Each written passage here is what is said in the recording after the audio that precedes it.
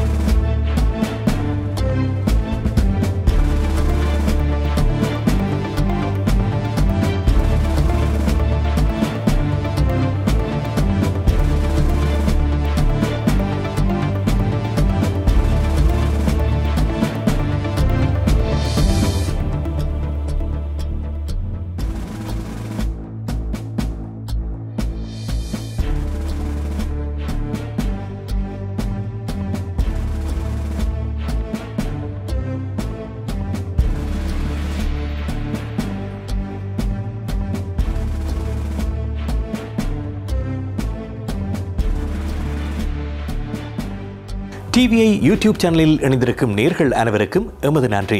எமது காணொளி தொகுப்புகளை தொடர்ந்து நீங்கள் பார்வையிடுவதற்கு கீழிருக்கின்ற பெல் பட்டனை அழுத்துவதன் ஊடாக நோட்டிபிகேஷனில் பல காணொளி தொகுப்புகள் உடனுக்குடன் உங்களை வந்து சேரும். அருகில் இருக்கின்ற முக்கிய காணொளி தொகுப்புகளையும் பார்வையிட தவறாதீர்கள்.